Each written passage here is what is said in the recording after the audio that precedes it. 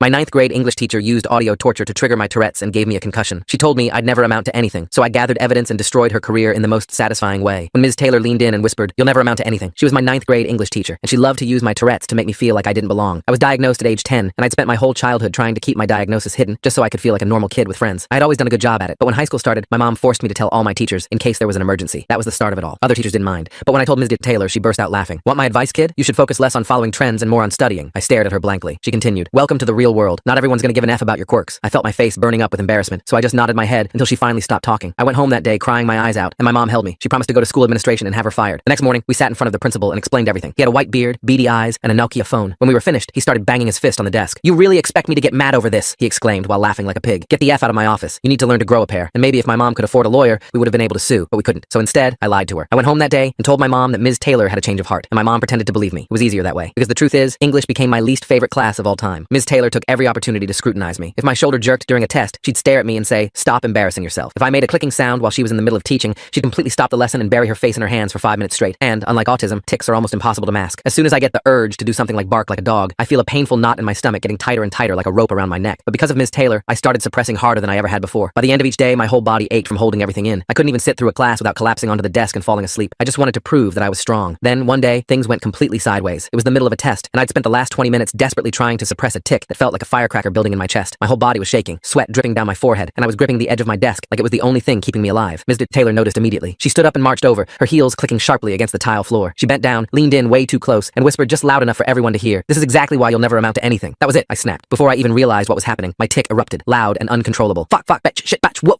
fuck. Kids around me either burst into laughter or stared in shock, their eyes wide with secondhand embarrassment. But to my surprise, Ms. Taylor didn't yell at me. In fact, she didn't say anything. She took out a pair of headphones from behind her desk, gesturing for me to play the sensory music that helps me regulate. Something felt off, but I just wanted my tics to end. But the second I put them on, I knew I'd made a terrible mistake. Because what played wasn't the steady rhythms I needed. It was chaos, sudden shrieking noises and irregular beats. It felt like someone was scraping my bones with their nails. My body reacted instantly. Every tic I'd been suppressing exploded out at once. My arms jerked violently, and my head snapped back, and these loud vocal tics I'd never even had before ripped out of my throat. I tried to pull the earbuds out, but my hands were jerking too badly to grab them. The class was completely silent in shock, except for Ms. Taylor, who was laughing and shrieking about how good my performance was. The rest of the day was a blur, and next thing I knew, I was waking up in the hospital surrounded by nurses. Turns out, I had banged my skull against the wall so hard that I'd given myself a concussion. I woke up to my mom in tears. She told me that Ms. Taylor admitted to playing sounds specifically designed to trigger tics, because she wanted to prove it was something I could get over. And while I reassured my mom that I was okay, rage boiled my blood. I knew I had to make Ms. Taylor pay. I sat up in the hospital bed, my hands still trembling from the aftershocks of what happened. Mom squeezed my shoulder, her eyes red and puffy from crying. The nurses checked my vitals one more time before leaving us alone in the sterile white room. "We're filing a formal complaint first thing tomorrow," Mom said, her voice shaking with barely contained fury. "This ends now," I nodded, touching the bandage wrapped around my head. The throbbing pain reminded me of how hard I'd hit that wall. Ms. Taylor's laughter still echoed in my ears. The next morning, we drove straight to the district office. Mom had stayed up all night preparing documentation, printing out emails, and organizing medical records. She carried a thick folder under her arm as we walked through the glass doors. The district superintendent, Mr. McVictoria, greeted us with a firm handshake. His office smelled like coffee and old leather chairs. We sat down, and Mom spread out the papers across his mahogany desk. "This is completely unacceptable," Mom began, her voice steady now. "A teacher deliberately triggered my child's medical condition, resulting in hospitalization." Mr. McVictoria adjusted his glasses, scanning through the documents. His expression remained neutral as Mom recounted everything, from Ms. Taylor's first cruel comment to the headphone incident that landed me in the hospital. "I understand your concerns," he said finally, folding his hands on the desk. "However, Ms. Taylor is a valued teacher with over 15 years of tenure. Are you certain this wasn't simply a misunderstanding?" My stomach dropped. Mom's face flushed red. "A misunderstanding?" she repeated. "My child has a concussion. The teacher admitted to playing triggering sounds on purpose." Mr. McVictoria shifted in his chair. "I'll look into it, but without concrete evidence beyond your word against hers, there's limited action we can take." We left the office feeling defeated. Mom gripped the steering wheel so tight her knuckles turned white. I stared out the window, watching the school buildings blur past. 2 days later, I returned to school with a doctor's note. My head still ached, but I couldn't afford to miss more classes. During lunch, I sat alone in the cafeteria when someone slid into the seat across from me. "Hey," a soft voice said. I looked up to see Mrs. McBenjamin, the school counselor. She had kind eyes behind wire-rimmed glasses. "I heard about what happened. How are you feeling?" I shrugged, poking at my sandwich. "Been better." She leaned in closer, lowering her voice. "Can I tell you something in confidence?" When I nodded, she continued, "You're not the first student who's had issues with Ms. Taylor. There have been other complaints over the years." My head snapped up. "Really? What happened to them?" Mrs. McBenjamin glanced around nervously. "The complaints. They disappeared from the records. Students transferred schools, parents gave up. But I remember them." She slipped me a piece of paper with 3 names written on it. "These former students might be willing to talk to you, but be careful. Ms. Taylor has more influence than you might think." I tucked the paper into my pocket, my mind racing. If there were others, maybe we could build a stronger case. That afternoon, I had English class. My stomach churned as I walked through the door. Ms. Taylor stood at the front, writing on the board like nothing had happened. When she saw me, her lips curled into a smile. "Welcome back," she said sweetly. "I hope you're feeling better." I took my seat without responding. Throughout the class, I kept my phone hidden under my desk, recording audio. Every snide comment, every subtle jab, I captured it all. Over the next few weeks, I became obsessed with gathering evidence. I recorded her mocking another student's stutter. I caught her making fun of a kid with dyslexia. Each recording went into a folder on my laptop labeled evidence. But Ms. Taylor wasn't stupid. She noticed me positioning my phone, saw me typing notes after her comments. Her behavior toward me shifted from openly cruel to cunningly subtle. My essay on Shakespeare came back with a D-,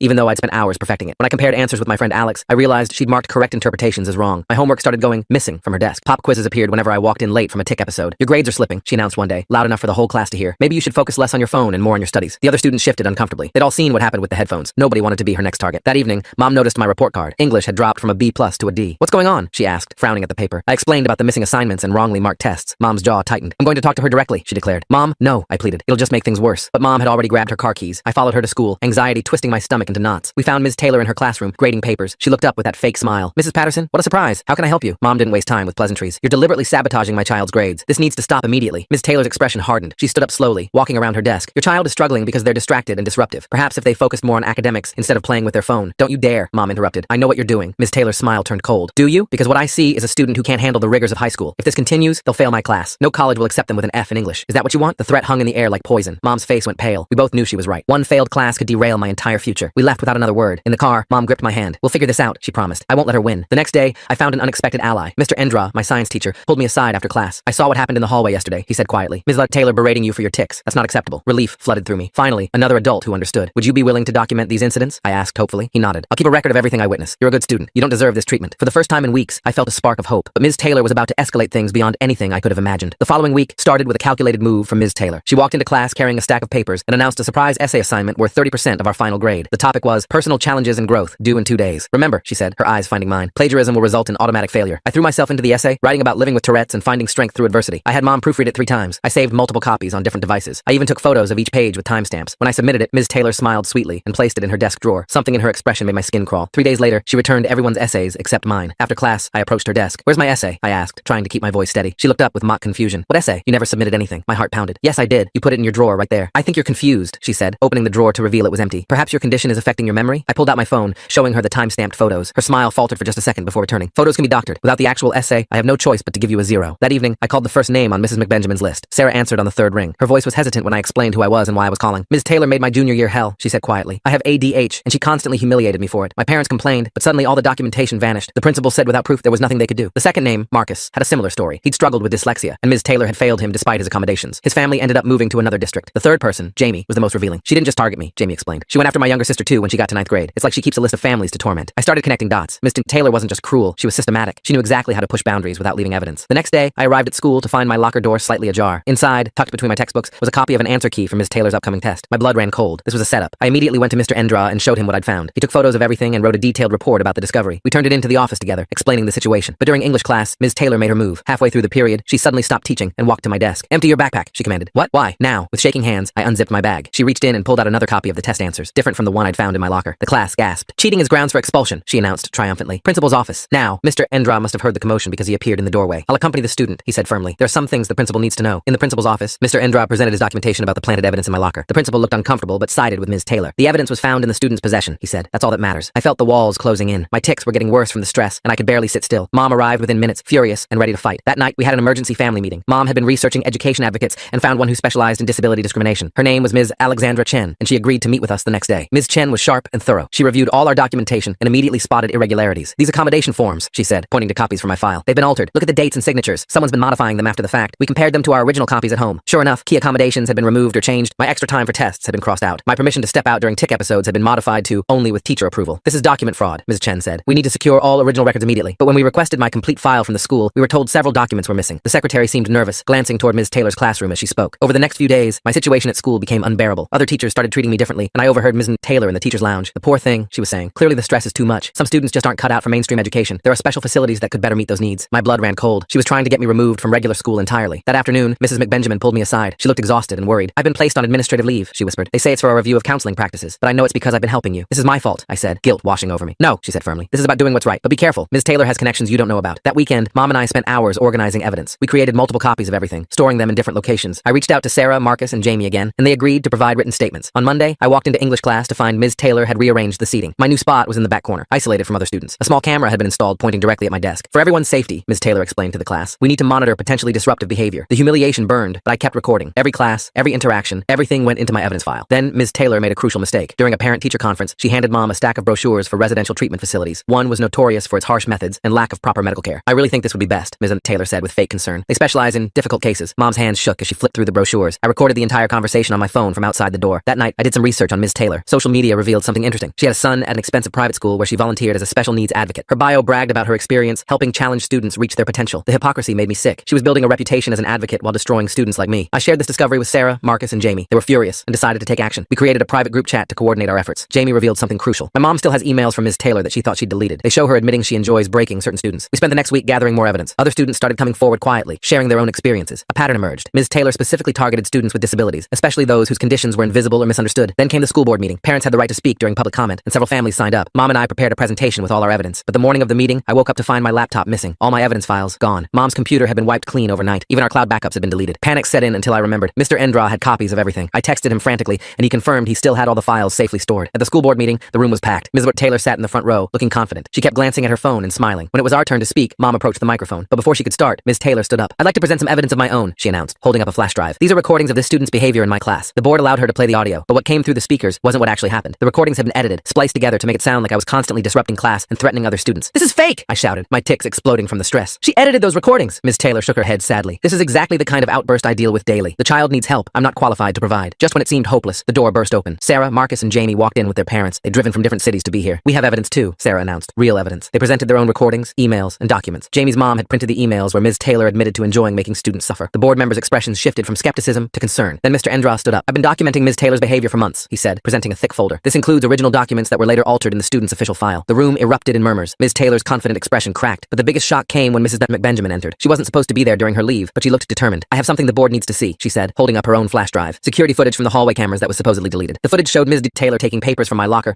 planting the test answers, and later entering the main office after hours. Another clip showed her at a computer, accessing student files she had no authorization to view. Ms. Taylor stood up abruptly. "This is a witch hunt. I've dedicated my life to education." "Sit down, Ms. Taylor," the board president said sternly. "We need to review all of this evidence." Ms. Chen, our advocate, presented her final piece. "I've discovered Ms. Taylor never completed the state-required training for working with students with disabilities. She's been signing off on accommodation plans she's not qualified to assess. Furthermore, funds allocated for disability resources in her classroom have been redirected to other purposes." She showed bank records indicating Ms. Taylor had been using the special education budget to purchase supplies for the private school where she volunteered. The board called for an immediate recess. Parents were talking animatedly, and several more stood up to share their own experiences with Ms. Taylor. The pattern of abuse was undeniable. When the board reconvened, their decision was swift. Ms. Taylor was suspended immediately pending a full investigation. They also voted to review all student records from her classes over the past 5 years and to contact families who had filed complaints that were dismissed. Ms. Taylor tried to leave quietly, but parents blocked her path, not physically, but with their words and stories. Student after student came forward, emboldened by our courage. "You told me I was too stupid to learn," one said. "You made me hate school," said another. "You nearly drove me to hurt myself," a third added quietly. Ms. Taylor's face had gone white. For the first time, she seemed to realize the magnitude of what she'd done. The investigation that followed was thorough. Investigators found years of forged documents, misused funds, and a clear pattern of discrimination. Ms. Taylor had kept notes rating students by how much she could break them. Criminal charges were filed for fraud, forgery, and abuse of position. Her teaching license was revoked permanently. The private school where she volunteered banned her from campus. During the legal proceedings, more evidence surfaced. Ms. Taylor had been moved between 3 different schools over her career, each time after complaints that were quietly buried. Our district was just the latest in a long pattern. She was convicted on multiple counts and sentenced to community service and restitution. She had to pay back all the misused funds and contribute to a scholarship program for students with disabilities. The school district implemented new policies, including mandatory training for all teachers on disability accommodation, regular audits of student files, and a new complaint system that couldn't be buried by individual administrators. I finished the year with proper accommodations and a new English teacher who actually understood education. My grades recovered, and I even won an essay contest about advocacy and perseverance. At graduation, I gave a speech about finding your voice even when others try to silence it. Sarah, Marcus, and Jamie were in the audience, cheering me on. We'd stayed in touch, supporting each other through the aftermath. Mrs. McBenjamin returned to work and was promoted to head of student services. Mr. Endra received a commendation for his courage in documenting abuse. The principal, who had dismissed our concerns, quietly retired. I started a support group for students with Tourette's and other neurological conditions. We meet monthly to share experiences and strategies. Sometimes parents attend, learning how to advocate for their children. Ms. Taylor's house went up for sale. I heard she moved to another state, but her reputation followed her. No school district would hire her. She ended up working in a call center, far from any classroom. Looking back, I learned that standing up to abuse isn't easy, but it's necessary. One voice might be dismissed, but many voices together can't be ignored. Ms. Taylor thought my Tourette's made me weak, an easy target. She was wrong. Now I'm in college, studying special education. I want to be the teacher I needed when I was struggling. My tics are still part of me, but they don't define my limits. Ms. Taylor tried to convince me I'd never amount to anything. Instead, her cruelty forged me into someone who fights for others who can't fight for themselves. The support group has grown beyond our town. We have online meetings with students from across the country. Some are dealing with their own Ms. Taylors. We help them document, advocate, and survive. Every so often, I get a message from a student who says our story gave them courage to speak up. That makes everything we went through worth it. Ms. Taylor wanted to break us. Instead, she created an army of advocates. My mom framed the letter of apology from the school district. Next to it hangs my college acceptance letter and a photo from the support group's first meeting. These reminders show how far we've come. The last I heard, Ms. Taylor was still paying restitution. Every month, her payments fund scholarships for students with disabilities. It's poetic justice that her cruelty now helps the very students she tried to destroy. I still have tics. They're part of who I am, but I no longer hide them or feel ashamed. In my classroom, when I'm student teaching, I explain my Tourette's matter-of-factly. The kids accept it without question. That's the world I'm helping to build, one where differences are understood, not mocked. Sometimes I wonder if Ms. Taylor ever truly understood the damage she caused. Part of me hopes she did, that she learned and changed. But mostly, I focus on the positive changes that came from our fight. New policies, better training, and most importantly, a community of support for students who need it. That's the real victory. Not just that we stopped one bad teacher, but that we created lasting change. Ms. Taylor thought she could break us. Instead, we broke the system that allowed her to hurt students for so long, and that's something worth celebrating. The board members huddled together, whispering urgently, while Ms. Taylor stood frozen at the front of the room. Her hands gripped the edge of the table, knuckles white. The security footage continued playing on the screen behind her, showing frame after frame of her accessing restricted files. "Turn that off," off, she hissed at the tech operator, but he just shrugged and looked to the board president for direction. More parents began standing up, sharing stories about their children. A father described how his daughter with autism had been forced to sit in the hallway during tests because Ms. Taylor claimed her stimming was distracting. A mother explained how her son's dysgraphia accommodations mysteriously vanished from his file after Ms. Taylor became his teacher. The board president finally banged his gavel. We're calling an emergency executive session. Everyone please remain seated. Ms. Taylor's phone buzzed repeatedly on the table. She grabbed it, her face growing paler with each message she read. I caught a glimpse of the screen. Other teachers were texting her warnings about investigators arriving at the school. 20 minutes later, the board members filed back in. Their faces were grim. The president cleared his throat. Effective immediately, Ms. Taylor is suspended without pay pending a full investigation. All her classes will be covered by substitute teachers starting tomorrow. Ms. Taylor shot to her feet. You can't do this based on accusations from troubled children. These aren't just accusations, the president replied firmly. The evidence presented tonight, particularly the security footage and financial records, warrants immediate action. 2 security officers entered the room. Ms. Taylor's face twisted with rage as she realized they were there for her. I'll need your classroom keys and district ID, one officer said calmly. She fumbled in her purse, hands shaking. As she handed over the items, she turned to glare at me. This isn't over, she mouthed silently. The officers escorted her out while the room erupted in conversation. Parents were exchanging phone numbers, planning to coordinate their efforts. Sarah, Marcus, and Jamie surrounded me, all talking at once. We did it, Sarah kept saying, tears streaming down her face. We actually did it. Ms. Chen approached our group. This is just the beginning. The investigation will be thorough, and they'll need all of you to provide formal statements. Over the next few days, the school transformed. Investigators set up in the main office, interviewing students and reviewing records. They discovered Ms. Taylor had been falsifying attendance records to make it appear that students with disabilities were absent more often than they actually were. I gave my formal statement in a small conference room with Mom and Miss Chen present. The investigator, a kind woman named Ms. Rodriguez, recorded everything while I described each incident in detail. My tics were acting up from the stress, but she waited patiently each time I needed to pause. She kept a notebook, I told Ms. Rodriguez. I saw it once when she left her desk drawer open. It had student names with ratings next to them. Ms. Rodriguez made a note. We'll search for that. Thank you for being so thorough. The investigation expanded when they found Ms. Taylor's notebook hidden behind textbooks in her classroom closet. Inside were detailed notes about students spanning back years, with cruel nicknames and strategies for breaking each one. My name was there, labeled Dog Boy, with notes about triggering my vocal tics. More victims came forward. A girl from 5 years ago contacted the district, explaining how Ms. Taylor had convinced her parents she needed psychiatric hospitalization for her ADHD. A boy who graduated 3 years prior revealed Ms. Taylor had altered his IEP without authorization, removing crucial accommodations. The financial investigation uncovered something even worse. Ms. Taylor had been billing the district for specialized equipment and software for students with disabilities, then returning the items for cash refunds. The money went straight into her personal account. Over her career, she'd stolen nearly $40,000 meant for vulnerable students. Local news picked up the story. Reporters gathered outside the school, interviewing parents and students. Mom declined all interview requests, keeping me away from the cameras. This isn't about fame, she said. It's about justice. Ms. Taylor hired an expensive lawyer who tried to paint her as a dedicated teacher being persecuted by difficult students, but the evidence was overwhelming. When forensic analysts examined her district computer, they found she'd been accessing and modifying student records for years, always careful to cover her tracks. The criminal case moved forward. Ms. Taylor was charged with embezzlement, fraud, and multiple counts of official misconduct. Her teaching license was permanently revoked by the State Board of Education. The private school where she volunteered immediately terminated their relationship with her. During this time, I struggled to keep up with schoolwork. The substitute teacher for English was nice but overwhelmed. Other students who'd been too scared to speak up before started sharing their own stories about Ms. Taylor. Our classroom became an informal support group. One morning, I arrived at school to find Ms. Taylor in the parking lot. She wasn't supposed to be there. Part of her suspension included staying away from school property. She approached me quickly, her eyes wild. You ruined my life, she spat. Do you understand what you've done? My son has to change schools because of you. I backed away, my tics firing rapidly. Other students noticed and started recording with their phones. A security guard rushed over. Ma'am, you need to leave immediately, he said, positioning himself between us. I'm talking to my student, Ms. Taylor snapped. Former student, I managed to say through my tics. And you're violating your suspension. The security guard called for backup, while Ms. Taylor continued ranting about how ungrateful we all were, how she dedicated her life to education. Parents dropping off their kids stopped to watch. Someone must have called 911 because police sirens wailed in the distance. Ms. Taylor realized her mistake too late. As police officers arrived, she tried to walk calmly to her car, but they stopped her. Violating the terms of her suspension was a serious offense. They arrested her right there in the parking lot while dozens of students and parents watched. That incident added new charges to her case. Her lawyer tried to argue she was under emotional distress, but the judge wasn't sympathetic. Her bail was revoked, and she spent the next several months in county jail awaiting trial. The district brought in Dr. Patricia Williams, a specialist in inclusive education, to take over Ms. Taylor's classes permanently. On her first day, she gathered all of us together. I know you've been through a traumatic experience, she said gently. My classroom will be a safe space for everyone. Your accommodations will be honored, your differences celebrated. She meant it. Under Dr. Williams, English became my favorite class again. She introduced us to authors with disabilities, taught us about disability rights history, and created an environment where everyone felt valued. The trial date approached. The prosecutor met with all the victims and their families, preparing us for testimony. It was daunting, but we supported each other. Sarah, Marcus, Jamie, and I created a group chat called Taylor Survivors, where we shared encouragement and coping strategies. When the trial began, the courtroom was packed. Ms. Taylor sat at the defendant's table in a gray suit, looking smaller than I remembered. Her lawyer tried various defenses. Stress, dedication taken too far, misunderstanding of district policies. None of it stuck. I testified on the third day. My tics were intense from anxiety, but the judge was patient. I described the headphone incident, the systematic grade manipulation, the plan to test answers. The prosecutor introduced my medical records showing the concussion I'd sustained. Sarah testified about her ADHD being weaponized against her. Marcus explained how Ms. Taylor had told him dyslexia was just laziness. Jamie's mother read the emails where Ms. Taylor bragged about making students cry. The financial evidence was particularly damning. Prosecutors showed receipt after receipt for equipment that was never given to students. They presented Ms. Taylor's bank records showing large cash deposits matching the refund amounts. Ms. Taylor took the stand in her own defense. She claimed everything was a misunderstanding, that she was trying to prepare us for a harsh world. But under cross-examination, her story fell apart. She couldn't explain the altered documents, the stolen money, or the security footage. The jury deliberated for only 3 hours. Guilty on all counts. Ms. Taylor stood motionless as the verdict was read, her lawyer's hand on her shoulder. In the gallery, parents and former students quietly cried, some from relief, others from remembering their pain. Sentencing came 2 months later. The judge reviewed victim impact statements from dozens of students spanning Ms. Taylor's entire career. He noted the particular cruelty of targeting children with disabilities, the breach of trust, and the financial theft from programs meant to help vulnerable students. You were entrusted with shaping young minds, the judge said sternly. Instead, you chose to harm those who most needed support. Your actions were calculated, cruel, and criminal. He sentenced her to 5 years in prison, followed by 10 years of probation. She was ordered to pay full restitution for the stolen funds plus damages to affected families. She would never be allowed to work with children again. As court officers led Ms. Taylor away in handcuffs, she looked back at the gallery. Our eyes met for a moment. I expected to see hatred, but instead saw something else. Maybe regret, maybe just defeat. Then she was gone. Outside the courthouse, families hugged and cried. Local disability advocacy groups had gathered to support us. Reporters asked for comments, but most of us just wanted to go home and process what had happened. The school district used our case to implement sweeping reforms. They established an independent review board for accommodation plans, created anonymous reporting systems for discrimination, and mandated extensive training for all staff on disability laws and inclusive practices. Dr. Williams helped establish a peer mentorship program where older students with disabilities could support younger ones. I volunteered as a mentor, sharing my experiences and coping strategies with kids who reminded me of my younger self. My grades recovered fully. Colleges that had seemed out of reach became possibilities again. I wrote my application essays about advocacy and resilience, about finding strength in community and standing up for what's right. Sarah went on to study psychology, inspired to help kids with ADH. Marcus became a reading specialist, determined to support students with dyslexia. Jamie pursued disability law, wanting to protect others from discrimination. The restitution money was used to create a scholarship fund for students with disabilities. Every year, it helps kids afford assistive technology, tutoring, and college expenses. Ms. Taylor's payments from prison wages barely made a dent, but the district supplemented it to ensure the fund could make a real difference. I graduated with honors, giving a speech about the power of speaking up. In the audience sat my mom, Mrs. McBenjamin, Mr. Endra, Dr. Williams, and dozens of families who'd fought alongside us. My tics punctuated the speech, but nobody minded. If anything, they made my message more powerful. College brought new challenges, but also new freedoms. I studied special education with a focus on neurodiversity. My tics were just part of who I was, no longer something to hide or be ashamed of. I found my people, others who understood that different doesn't mean less than. During my senior year, I returned to my old high school for student teaching. Dr. Williams was still there, now department head. She'd transformed the English program into a model of inclusive education. Walking those familiar hallways felt surreal, but empowering. I taught a unit on self-advocacy to freshmen. When I explained my Tourette's on the first day, several students approached me afterward. One had ADH, another autism, a third struggled with anxiety. They saw themselves in me, saw possibility instead of limitation. The old English classroom had been completely redesigned. Where Mr. Taylor's desk once stood like a fortress, Dr. Williams had created a collaborative space with flexible seating and sensory tools. The walls displayed student work, celebrating diverse perspectives and experiences. One afternoon, while grading papers, I found an essay that stopped me cold. A student wrote about feeling different, about teachers who didn't understand, about wanting to disappear. I recognized that pain, that fear. But this time, I was in a position to help. I pulled the student aside after class, told them about resources and support available. I shared a bit of my own story, careful not to overwhelm them. They left with hope in their eyes and a list of people who could help. That night, I updated the Taylor Survivors group chat. We'd all gone different directions, but stayed connected. Sarah was finishing her doctorate, Marcus had opened a learning center, Jamie had just won a major disability rights case. We transformed our trauma into purpose. Mom called to check in, as she did every week. She told me how proud she was, how far we'd come from that terrifying day in the hospital. In the background, I heard her organizing files. She'd become an advocate herself, helping other parents navigate the special education system. I thought about Ms. Taylor sometimes, wondered if prison had changed her perspective. Part of me hoped she'd gained understanding, maybe even remorse. But mostly, I focused on the positive changes her actions had inadvertently sparked. The scholarship fund had grown beyond our district. Other schools started similar programs, inspired by our story. Thousands of students with disabilities were getting support that might not have existed without our fight for justice. My tics evolved over the years, but never disappeared. They were part of my neurology, my identity. In my classroom, they became teaching moments about acceptance and adaptation. Students learned that everyone has challenges, visible or invisible, and that's okay. As I prepared for my own classroom after graduation, I kept a photo on my desk from that first school board meeting. It showed a scared kid with bandages on their head, surrounded by people ready to fight for what's right. That kid had no idea they'd become a teacher, an advocate, a voice for others. The cycle of harm Ms. Taylor perpetuated for years had ended. In its place grew understanding, support, and systemic change. She tried to convince me I'd never amount to anything. Instead, her cruelty catalyzed a movement that helped countless students believe in their own worth. My first year teaching brought challenges and triumphs. Students with disabilities gravitated toward my classroom, knowing they'd be understood. Parents sought my advice. Administrators consulted me on accommodation plans. I became what I'd needed, an educator who saw potential where others saw problems. The Taylor Survivors still meet annually. We gather to remember how far we've come and plan ways to help others. Our group has grown to include students from other districts who faced similar discrimination. Together, we're stronger than any one teacher's cruelty. Sometimes new teachers ask me why I chose special education. I tell them about Ms. Taylor, about the headphones in the hospital, about a community that refused to let injustice stand. But mostly, I tell them about the students who deserve better, who need educators willing to see their strengths. My classroom rules are simple: respect for all, accommodations without shame, and celebration of neurodiversity. Where Ms. Taylor saw weakness to exploit, I see strength to nurture. Where she created fear, I foster belonging. Her legacy of harm became my blueprint for healing. Students flourish when they're understood. The kid with Tourette's who was told they'd amount to nothing, they're teaching the next generation that different brains have value, that advocacy creates change, and that no teacher's cruelty can define a student's worth.